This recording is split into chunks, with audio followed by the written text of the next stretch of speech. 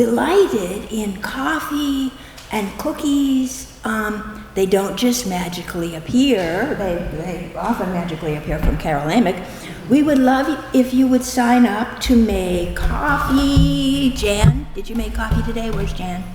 And set up chairs and tables and bring cookies and put tables and chairs away. You could do that today, actually. So here's for signing up. There you go. There you go. We're having a neat program in October, which is Mysteries of New England. Can't quite remember exactly what it is. And the important thing is they are fixing the elevator in this building. So don't come here. Go to the Congregational Church. In October, Congregational Church. No elevator here. Okay. Simon is here. Hey, Simon. Well, Amelie is all ready, aren't you? You're ready, you're psyched. This is the most incredible program. I've been here to introduce it several years now, and read up. You know, this, tell me if I'm right, everybody in the 11th grade does this to begin with, right? You have to make a project, and and then there's a history day in the spring. And do they judge you? Do they walk around and judge you? Yes, scary. And the people who qualify, like you, go on to district and to state. And these folks that we have invited today have placed very high in their projects. They're going to tell you about their projects, not me, because they'll be more excited than I am, but I'm pretty excited. And we have, after they speak, we have a little present for you. Revolutionary Town, which was written by the town historian Louise K. Brown a few years ago, and a key chain that goes around your neck, what's it called? A lanyard. It's called a lanyard. And a small token of our appreciation in a check. Don't forget to cash the check, okay? They're actually in cash. You don't have to worry about cashing the check, okay? Yes, Amelie, you psyched? Here we go. We're going. You mind just holding it? So first I'm going to talk about my classmate Vivian Liu's project. She was unable to make it here today, but she also qualified for the national competition. She came first at the state level in individual documentary, and her project was titled Governmental Push for the Smallpox Vaccination, a Life-Saving Turning Point Where Public Health Programs Made Vaccines Effective. I do not know that much about her project. She can speak more to it if she was here, but basically it argued how the smallpox vaccine was a turning point in global public health, despite religious and fears and riots pushed back against the vaccine that it faced. But that's the extent that I am aware of her project. But it was a very good project, visually stunning. It was like a giant vaccine needle. It was very cool looking. So my project was titled. You're in a hurry, but you can talk. Yeah. So my project was titled From Concept to Checkout, How the Barcode Overcame Technological and Social Issues to Become a Turning Point in Grocery Store Scale. So yeah, this year's theme, all of our projects are about turning points. The National History Day theme this year was turning points. And I originally picked the topic because I thought that the barcode, it's obscure to think of, a history project about barcodes. But I thought it was really interesting how something we take for granted every day and see every day in the grocery store and on every product we own is has a really interesting backstory. So my project, I made a documentary. It has 5 chapters where it follows the barcode from its initial invention to it eventually being put into stores and then the historical significance of that.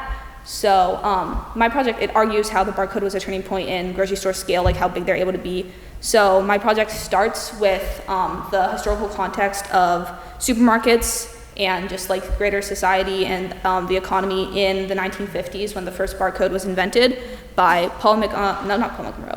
Joseph Woodland in 1952. He invented it wasn't like the barcode lines we're used to seeing today. It was a series of reflective concentric circles. It was called the bullseye design, and that was initially invented in 1952 when he was approached by some grocery supermarket executive who was like, so especially after like World War II and where there was like post-war economic boom and people were looking to buy more stuff, and we were in this like advancing technological era of supermarkets, especially with recently, like 10, 15 years before that, the first self-service grocery store being made, where they started, instead of having like all of the products behind the counter, they have, when you can actually go pick up your products yourself and start having like cash registers. That like technological shift that the grocery industry was facing, as well as with the economic boom that was happening, they needed something to be able to get people through checkouts faster. So then Joseph Woodland and Bernard Silver in 1952 invented that bullseye design, but that initial design did not come into fruition, and the barcode wasn't implemented for another 20 years because of two main reasons. The first was technological limitations. The bullseye design, the laser technology needed to get that design to scan like accurately and quickly was just not up to what they needed. So that is one reason it wasn't able to be implemented at that time. And the second reason is societal pushback to lasers and to just like changes in supermarkets. Because one of the main things that happened with this is, so it's making it more efficient, like removing the price stickers, have someone have to type the cost of the product into the cash register. But people are very hesitant to change, and that was the bigger reason, opposed to just the technological side, that it was unable to be implemented at that time. So that original bullseye design didn't come to fruition, and it was then basically dropped for 20 more years until in 1972, when they picked back up the idea. They created it was called the Supermarket Ad Hoc Committees Competition, where they had a competition to basically make a new barcode design. And the winning code was submitted by IBM's team, by Paul McEnroe. It was the now like barcode lines that we're used to, the Universal Product Code. It won that competition, and changes that happened over the years with first safer lasers being created that did two things. One, came over some of the original societal resistance, as well as can effectively scan the barcodes better, are one of the reasons that the barcode now in 1972 versus 20 years ago is now able to be implemented. As well as this barcode design was just, it was more efficient, it was more accurate, so then supermarkets were actually willing to buy into this technology and use it. So then it was implemented in the years, the first public scan was in 1974, and it just increased exponentially over the coming like 10, 15 years. So my project argued that it was a turning point in grocery store scale. So because it was able to make more like people and products get through the checkout lines, grocery stores were able to just become larger and become more of the like supermarket model we're used to today, as well as get more like specialty service departments, like a lot of supermarkets like getting more things like delis and stuff. So that's like the big change that the barcode was able to bring. Then the last section of my documentary discusses the historical significance of this project. And I wanted to discuss the historical significance of like this invention versus implementation, like historical context and timing of the barcode, opposed to just like, why do we still care about the barcode today? Because I just spent like the past like 8 minutes of my documentary talking about like this whole like invention implementation process with like societal resistance, and I saw a very like glaring connection to like artificial intelligence today, and how like we see all these like self-checkouts, and even like the Amazon Go stores like using like AI, so that you don't even have to walk through a check, you can just leave with the stuff and you paid for it. And there's like today there's like resistance to that AI, and I was using kind of the barcode story, how we started with this something that everyone objected to, but now it's like a part of everyday life, and was able to draw conclusions and like lessons of how better to adopt artificial intelligence or just any automation technology, use the story of the barcode to be able to better implement it today and like avoid some of those resistance and such.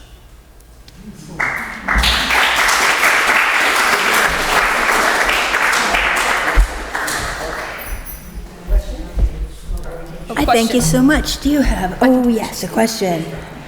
I thought you did a great job explaining about the trajectory of the barcode's evolution, but I was alive in the early 50s and in the 70s as well, and I remember not loving them that much because it didn't say 47 cents in a figure that I could recognize. It had these little lines. So I'm wondering if there was any strategy that publicity folks did, or the National Organization of Grocery Stores, if there's such a thing, to make reluctant acceptors like me happier with it. Do you know what I mean? Yes. Were you able to hear? Would you like me to repeat? Oh, you can hear, okay. Good. Well, so like nowadays we have like instead of the price stickers, like the prices like on like the shelves, right? But there was a time period where they were implementing the barcodes, but they hadn't like implemented the prices on the shelves yet. So there was this period of pushback. Like it's something they didn't anticipate. Like these challenges were like approving, but then they went into like the first barcode installation that happened, which I interviewed the inventor of the barcode, Paul McEnroe, and he was at the first barcode installation they were doing in Virginia. How there was like protests outside because of like, we don't know how much our products cost anymore. So there was like this period of like buffer time that like when they had to like getting people like used to the prices being on the shelf instead of on the products. I don't recall there being any specific like programs I came across or like publications like just trying to get people into it, but it's more just a thing of time, which is why I think there's like that big 20-year gap. It's just like a matter of time where like societal circumstances changed in these times for then the implementation to then be successful in the 1970s. Got it, thank you. Oh yes, here is your, we honor you. You are terrific. Thank you. Yeah.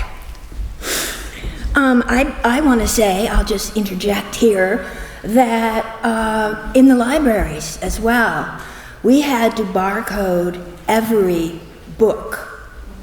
Thousands and thousands of books. And you don't just slip a barcode on it, you slip the barcode, then you type into the computer the title, the author, the publisher, the subject, and we have someone who went through that, who was a specialist and was hired, I want to say, the Concord Library, and this is Robin Weston. Wave your arm. There, that's Robin Weston, who was one of those barcoders. Yeah. All righty. You ready? You ready? The other project was done by a group. Would you like to come up, please? And introduce yourselves and talk about your project. That would be great.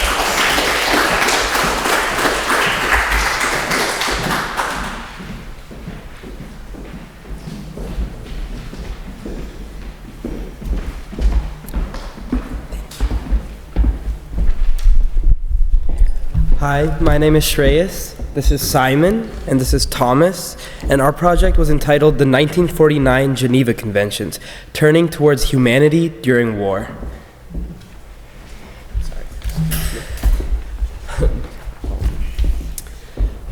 Based on the National History Day theme of turning points in history, we decided to focus our project on the Geneva Conventions because of the legal aspect it held and implications on warfare. We began our project by researching the applications and history of the Geneva Conventions.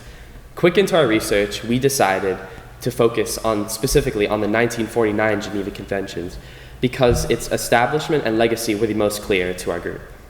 Also, pretty quick into our research, we located our most important research to be the International Committee of the Red Cross, as established by the original Geneva Conventions in 1964. Next, we decided to find and identify secondary sources that focus on the broad context, both in the establishment of the conventions and the impacts they would have later on the world. We found the large impact the conventions had on ideas like the laws of war and the accountability countries had to have in their involvement in warfare. Further research showed how the conventions established international humanitarian law, which moved us to look at primary source documents, like the conventions themselves, and works by experts on international humanitarian law, like legal heads in the ICRC, who interpreted the documents directly. Our research then narrowed into looking at some of the essential questions we thought of in our project, like looking at the importance of the conventions had on the world and how directly did they impact the world after they were held, and why did the conventions need to happen when they happened. Our argument overview contains more research focusing on why the conventions were created specifically in 1949. This happened because the change of simply thinking of warfare as wounded combatants to looking at the humanitarianism that warfare held, looking at POWs and civilians in conflicts. So we did do a lot of research for this project, but in turn we were on a very strict time frame in the sense that they give you about 6 months to complete and have a full documentary while doing it all on school hours. So it is difficult, and by that, at some point we just had to cut it off and say we've done a lot of research, but we have to make a script. So we wrote a script and we edited our script down, and then it was time to do a lot of interviews. And our first interview to gather information on it in a more precise way, was with an Army lawyer at the United States Military Academy. And he described to us the impact of the international humanitarian law on military practices. It was really significant to us because reading these kind of documents, it's really important to us, but then again, it's hundreds of pages, and it's hard to kind of visualize that. And he kind of explained to us more in detail the things like, there's a principle of distinction, and there's a lot of new technology coming in, and that principle of distinction that's identified in the Geneva Conventions kind of specifies how warfare should be handled with new technology. And he talked to us about how they have drone technology within the military that they're trying to figure out how it applies to the Geneva Conventions, So it kind of showed us just how relevant it was to modern times, whether or not it was, a 100-year-old document. Our second interview we did with a legal historian at Oxford University, and his publication was kind of challenging a lot of common beliefs about the document itself because people say it's outdated, and that it really doesn't apply to modern times. And he gave us a lot of insight on that as well. Our third interview was with a retired Air Force officer who also reflected on how the Geneva Conventions guided his service and his training while he was deployed. And that kind of mirrored the ideas that the lawyer had shared with us, because he was then a trainer for these kind of military officers in turn, and we got to see kind of both sides of that, where they really apply within the military context. Now, in terms of our documentary, once again, it was a video documentary, and that meant we had to follow a pretty linear progression of events. And that's difficult when you come to things like this because it's a century span worth of history, and you can't really encompass that in 10 minutes like we had to try to do. So we ended up trying to focus on a few main events and kind of skip in between, which again, disappointing. We would have liked to, if we had been able to do an hour documentary, we would have, because there was just so much to unpack. And we kept saying to ourselves, I wish we could make this longer, because we just kept chopping things down. But one of the big things we focused on for the beginning aspect was the Battle of Solferino, which was battle in Solferino, Italy, where a man named Henry Dunant, who was a Swiss businessman, came to Solferino while they were in the midst of this really violent, bloody battle between two parties, and he just began to understand that it was not right what was happening there. There was a lot of human rights violations that were not properly established at the time. But he then came back to his country, and in terms of many of the countries they gathered, and he rallied for these ideas of principles to protect peace and establish peaceful warfare. Not peaceful warfare per se, but I guess, humane warfare. So that was something that was really important to us. And then we transitioned to talking about more current conflicts in our documentary and how it applies to that, because you have things like World War II, not current, but, in recent history, moderately, and things like the battle between Ukraine and Russia, which are also very relevant at the moment, and that we have to take into account what kind of those principles define for us in that sense. Other things we discussed were things like the Rome Statute and the legacy of the conventions in turn, because the Rome Statute is also a really significant part of the extended then future of the conventions. Yep. So we noticed that the establishment of the Geneva Conventions marked a crucial turning point in history by introducing a comprehensive framework for the first time to aid in establishing a conduct for armed conflicts and laying a foundation for international humanitarian law, or IHL. Before the conventions, there was very little restriction in warfare, and so we really choosing 1949 as what to focus on. We saw that born out of the horrors that existed in World War II, the conventions set the standard for additional things that were not actually established. We saw standards for the treatment of POWs, for wounded soldiers in a more elaborate way, and for civilians, which shifted the future of international conflicts to advance the cause of global peace and human rights over this politics of war. We decided that this document is really important in just holding parties accountable and working to protect life over political concerns. We saw that, and even now, we see it's difficult. We see that it's difficult for countries to maintain their integrity. We see that it's not always easy to enforce the Geneva Conventions. But what we see is that these are frameworks that do mitigate the real horrors of war. We see that they do something, and we really saw that when we did our interviews, is it could be a lot worse, is what we learned, is that this has something that is helping. And so by reflecting on the horrific events in past international conflicts, it's evident that the Geneva Conventions upholds a strong moral compass for most nations up to this day. Their legacy paved the way for subsequent international agreements like the Rome Statute and the International Criminal Court, and the conventions aimed at helping persons affected by war, especially those not directly involved, like soldiers. The conventions have been a pillar of sanctity between countries, ensuring that humanity and civility will always endure.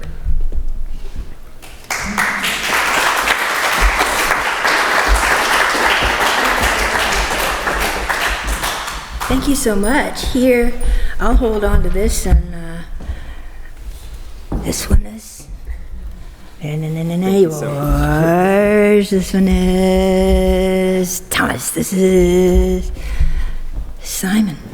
Congratulations. Wouldn't you have loved to see the presentation, since the description was fascinating? Oh my goodness, yes. Oh my goodness, yes. Oh, Carol would love to have a picture. Will you come back up? And you stay up, and I'll... Oh, no. Well, no. I'll stand on this side.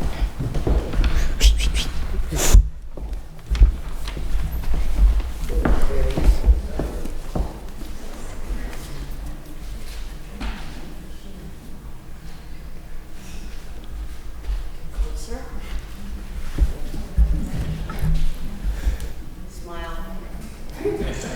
One more. Great, thank you. Thank you. Thank you, guys. Thank you very much. All right.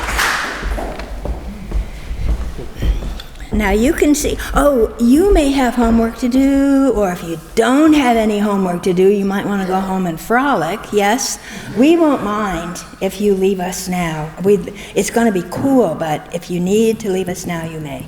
Okay? Yeah?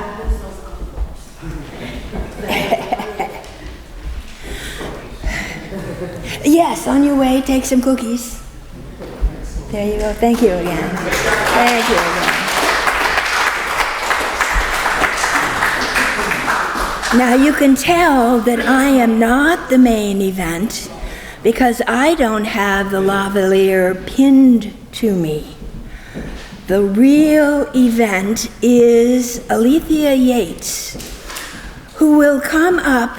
I just have to tell you, A.E. Brown's book, The History of Bedford, is a thick, tiny writing book that you would never read all the way through. Oh, you would just look in the index, and the index is iffy, and find what you want. Even the town historian, not from beginning to end. No. It's like reading the dictionary. And you, my dear, have given the world a new edition of A.E. Brown. Fasten yourself. All right, let me see if I can get connected here in such a way as to speak continuously. And I got a clip, and I clip it on there. Can you hear me well? Is that good?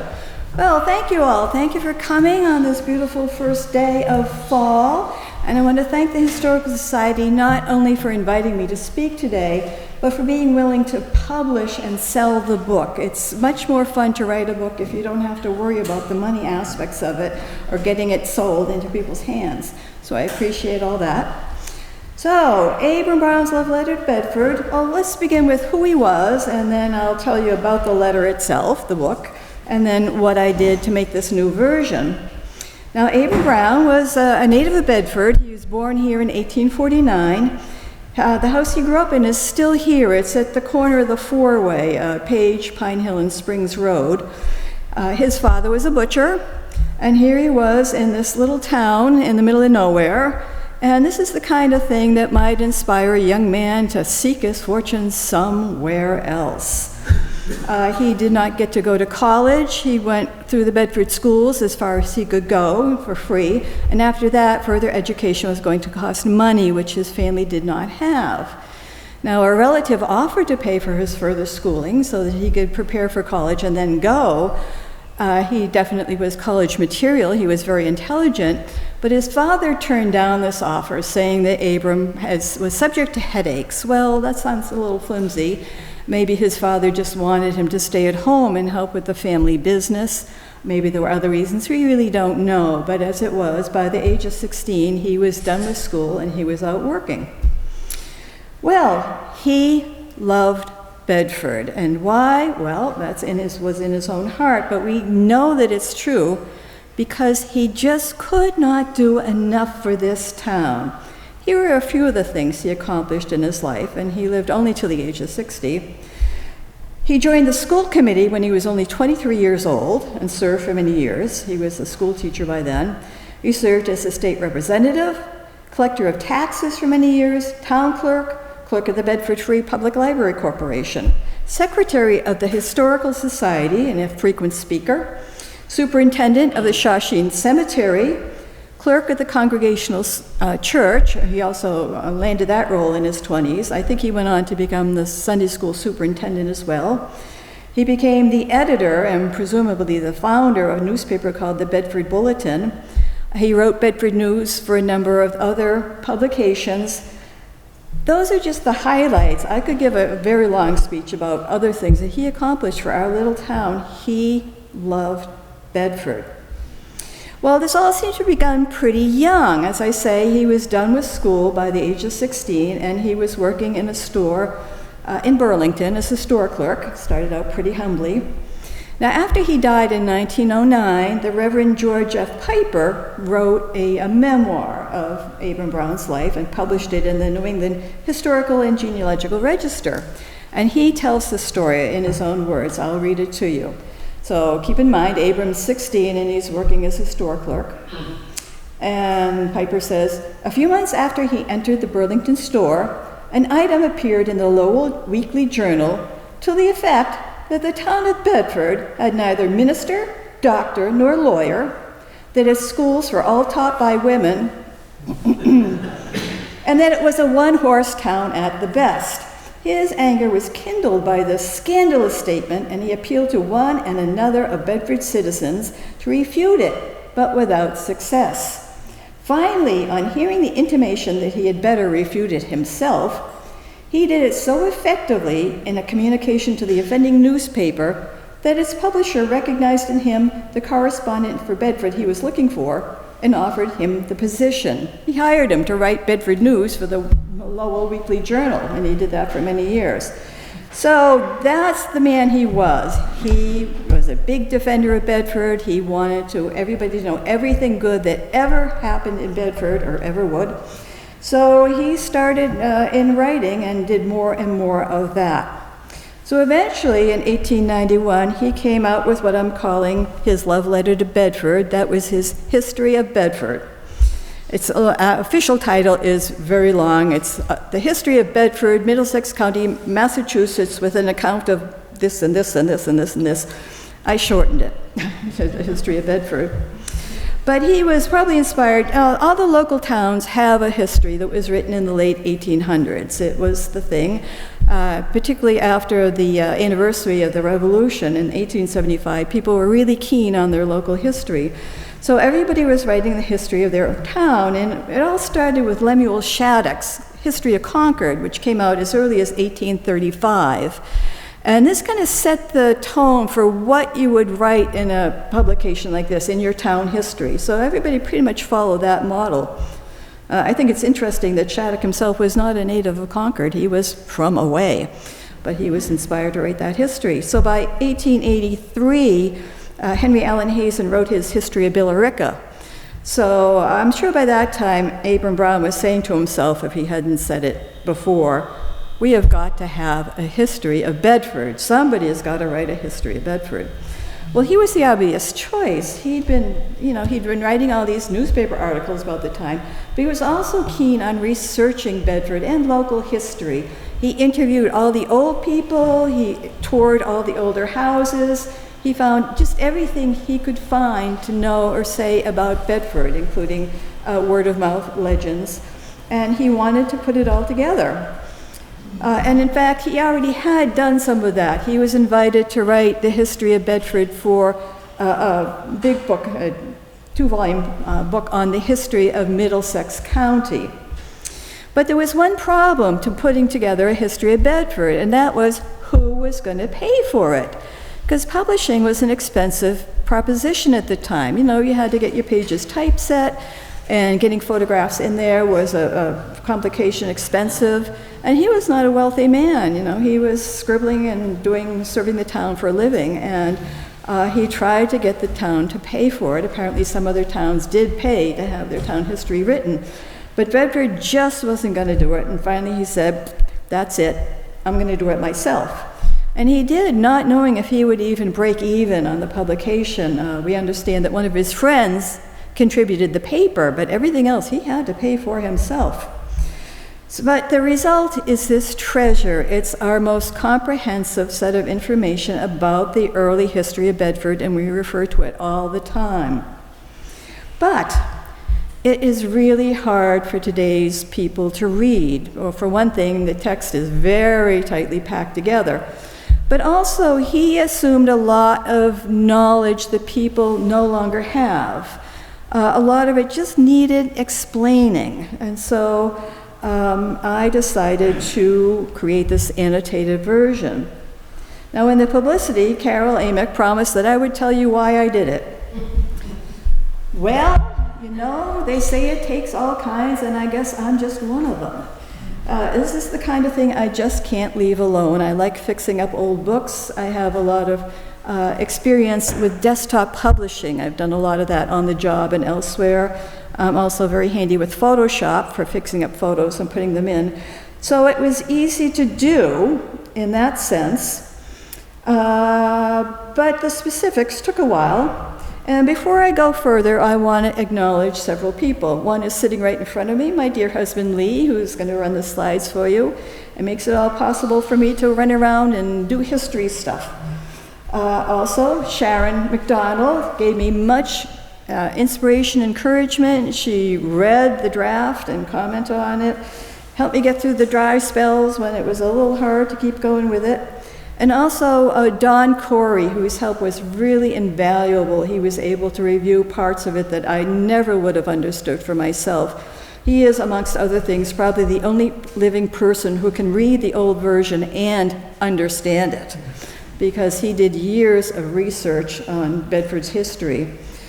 So, all right, so I'm going to show you some things on the screen, and before I go further, I'm going to put up some screenshots from stuff in the book, the old version and the new version. Don't worry if you can't read it. I'll tell you what's important to know about them, but the pictures will give you kind of a general impression. So could we have the next slide, please?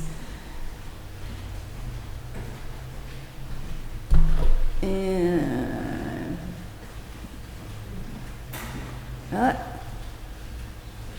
what a handsome dude.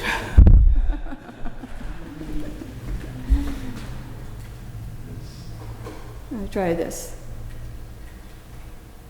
And we have a blank page. One more. Best I can do. Computers. Can't live with them, can't live without them. See, Abram Brown had never had to put up with this stuff. Okay, so here's a typical page from the book. And go back one, please. The old book. It's a lot of text, just all packed together tightly. Because he had to economize, he had to put the maximum information into the minimum space. He couldn't even start a new chapter on a new page. So this is broken up only by chapter headings. and an occasional pen sketch. His wife's niece made a number of charming little pen sketches that you see throughout the book. So the first thing was to do what we call in the editing trade a process called chunking, and that is to break the text into chunks of a few paragraphs and to add a heading for each chunk. So the next page, please. So here's the new version, and it's got the chapter title and a heading here, and a heading here, and a heading, and a heading, and a heading.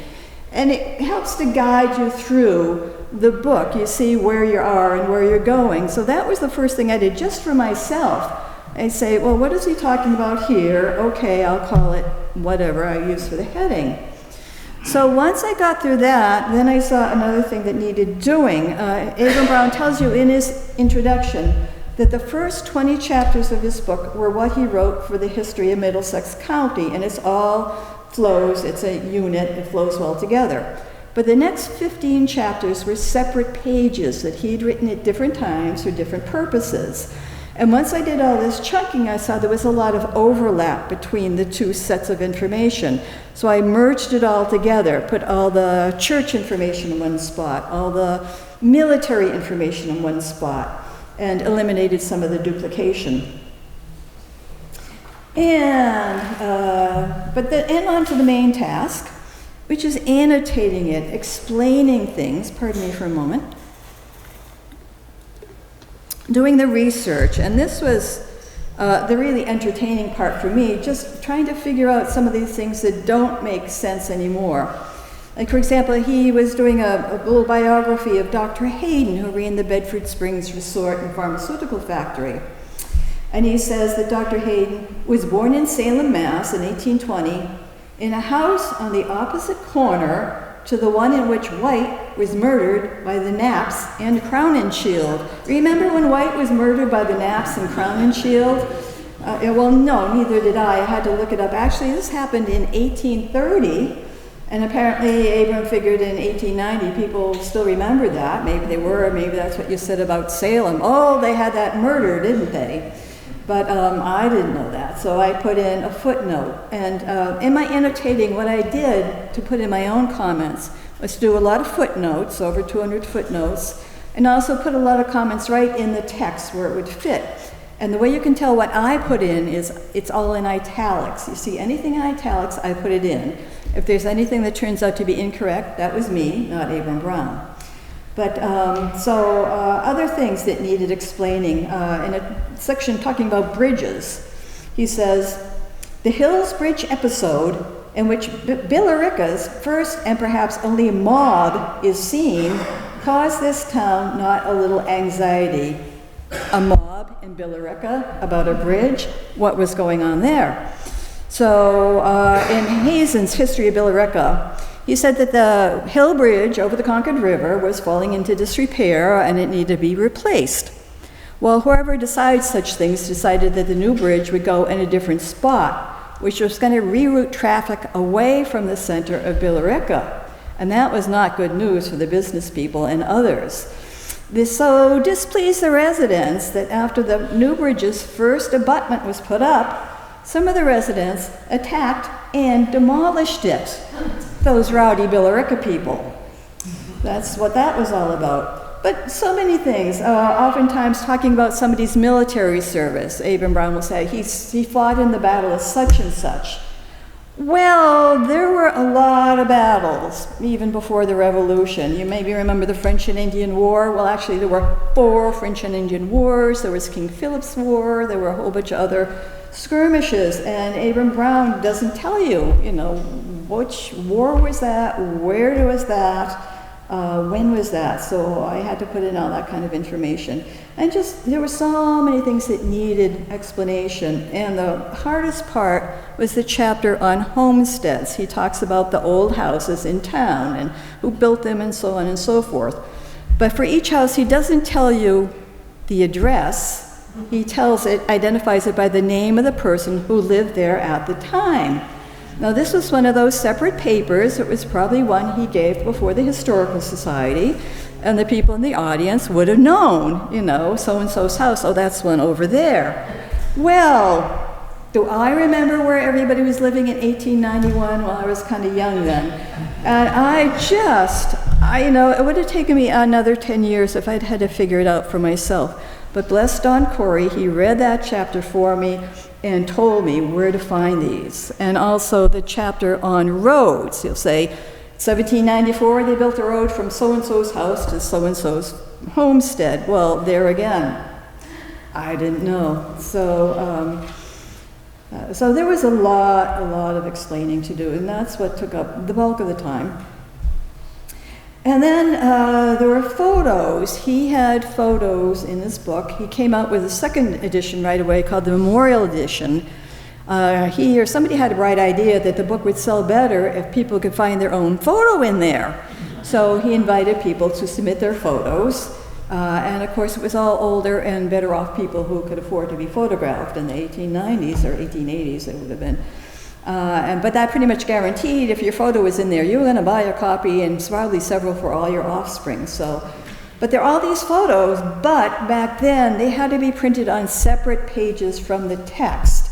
It was a different printing process, maybe different paper. So the pictures were separated from the text, and I think the next picture, next slide please.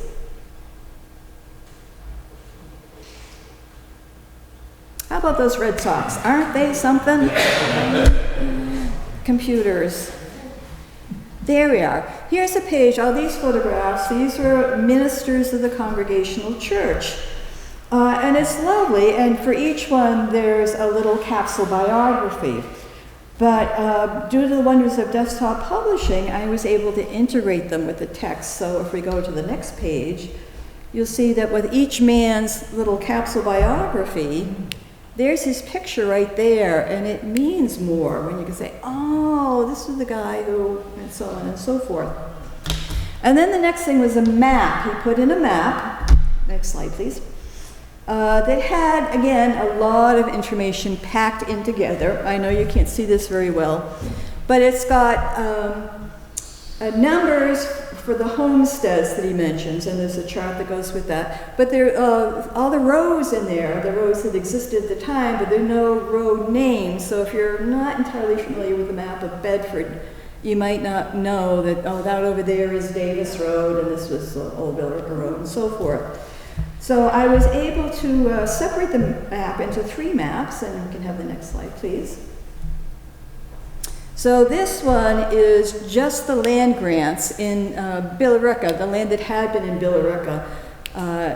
He has a lot to say about who was granted this piece of land and that piece of land and the other, so it's easier to see. And then the next one, here are the roads with the road names that exist as the names we use now. And the next one, you can't tell probably, but the numbers here are the homesteads. And again, there's a chart that tells you number 16 is this or that homestead. So that helped a bit. And then there was the genealogy. There's a whole section on genealogy of the people of the town. And again, here's one listing. This is Thompson Bacon of the 8th generation town. And here's his wife, his birth date, death date, and here are all the children. There's Reuben, Jonathan. The first Reuben died, they had another Reuben, they had a John and a Nancy and so forth. And the dates, it's all packed in together. It's really hard to read. So the next slide. So I just separated them, and each child has his or her own line. And so it makes it a little easier to see what's going on. As you can see right away, he had a lot of kids, 10 in fact. And also, being able to look at these dates all lined up, I'd heard this before, but this proved it. Back then, if you were a married woman of childbearing age, you had a baby every 2 years, just like clockwork. And then looking through all these listings, I could see, yep, that's how it was. Yep, 2 years, time's up. And once in a while, you see a gap of 4 years, and you got to figure they must have lost one in between, but yep. So it makes it a lot easier to see what's going on, read the genealogy. And the index. Oh, the index. Well, a lot of people in the town, and of course they figured, okay, I'm going to just put in the names of the important people in the town. well, which ones were important? And then I thought, well, why don't I just index all the names? Because people use this for genealogy. They want to look up their ancestors. Well, I tell you, it seemed like such a good idea at the time to put in all those names. Well, the trouble is that back then, there were a lot of duplicate names. People in their families, they used the same first names over and over and over. And for example, in the old burying ground, there are at least 7 men and boys named Job Lane. So I had to straighten them out. I started making myself a spreadsheet, you know, with this person's the parents, the birth date, the wife, the husband, and so forth. Well, before I was done, there were 700 duplicate names in my spreadsheet.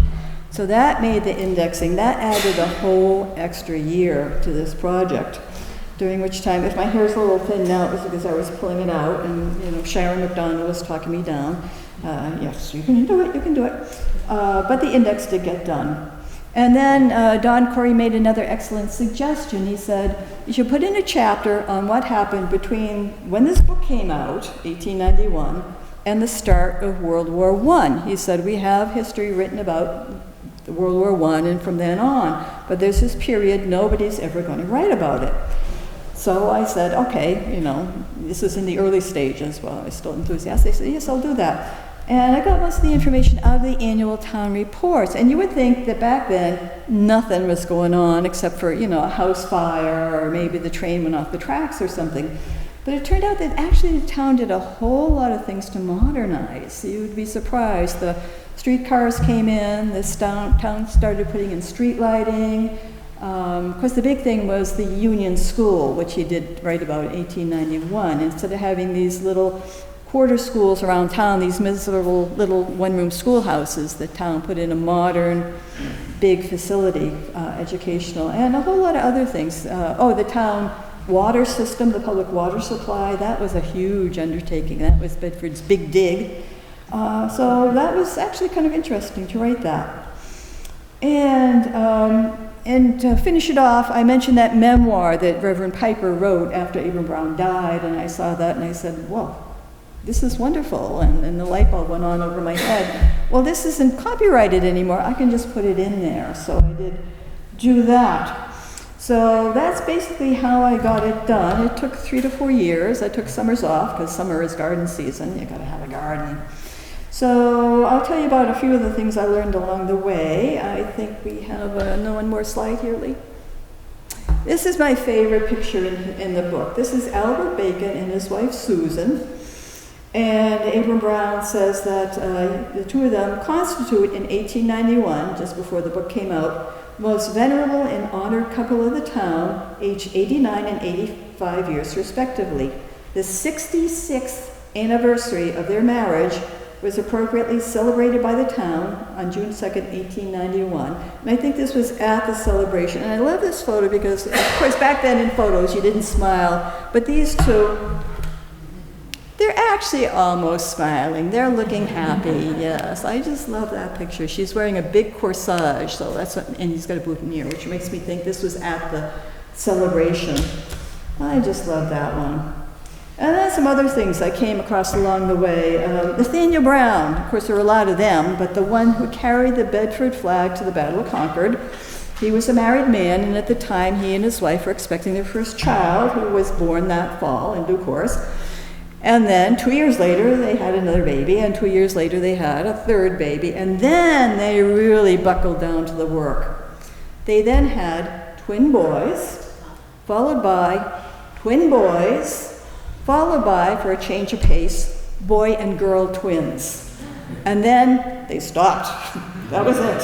3 sets of twins. Oh my goodness.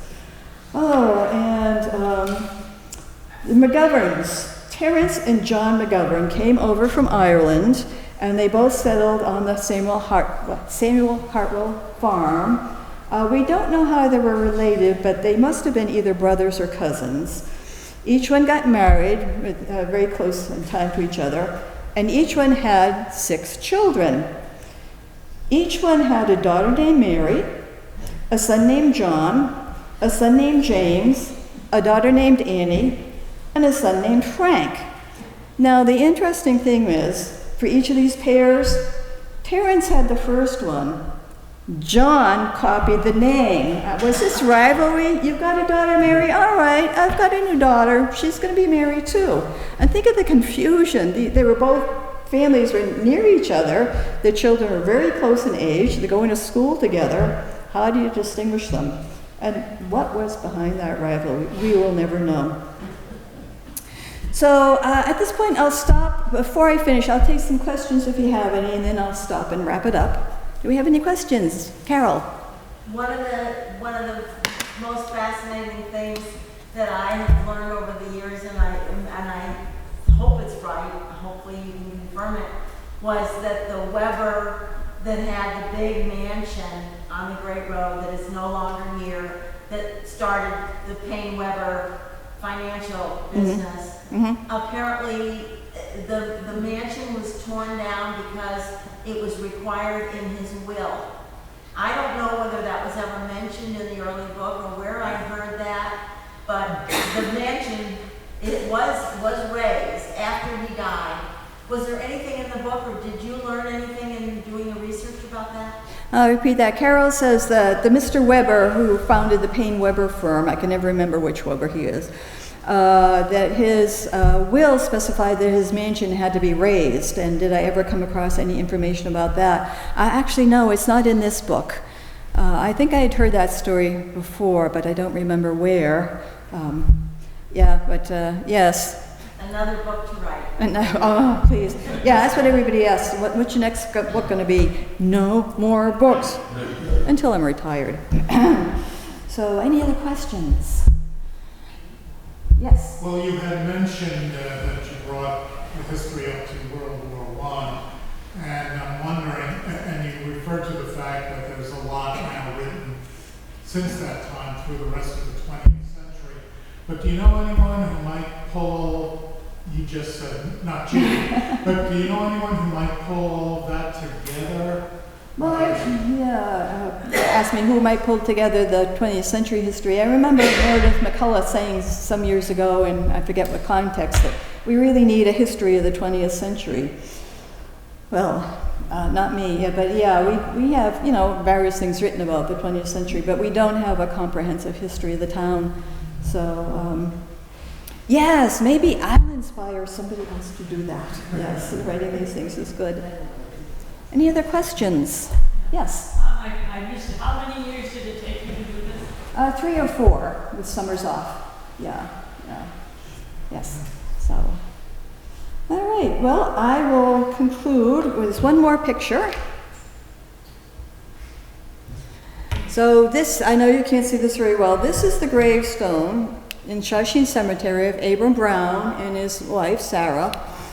And his epitaph says, "Let my memorial be something that will be of lasting benefit to my native town."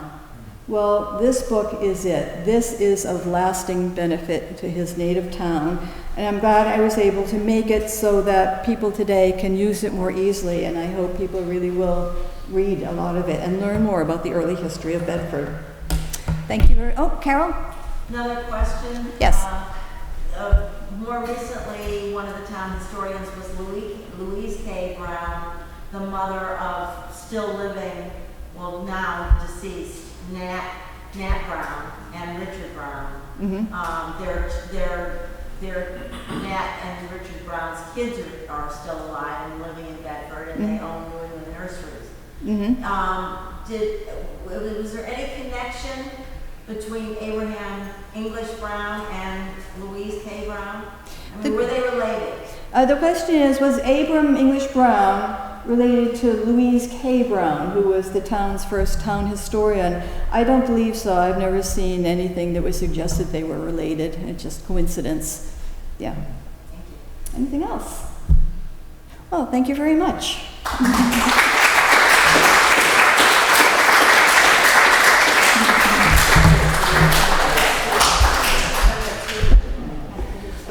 You need to wrap it up, don't you? Well, I don't have a book and a check for you. Oh, Autograph them if you'd like them. Yes, I'd be glad to autograph books. right. Did you hear that? Still a couple of books left. which you may buy, and Alethea will autograph for you. How about that? I want to say thank you very much. Well, thank you. What an astonishing accomplishment. Well, they kept me out of the pool hall most evenings. And I think I know someone else who is having a love affair with Bedford. It takes one to know one, Sharon. Thank you so much for coming. I'm delighted to see all of you, and I hope you will join us where next month? The Congregational Church. Thank you very much, and have another cookie and hit the trail. Excellent.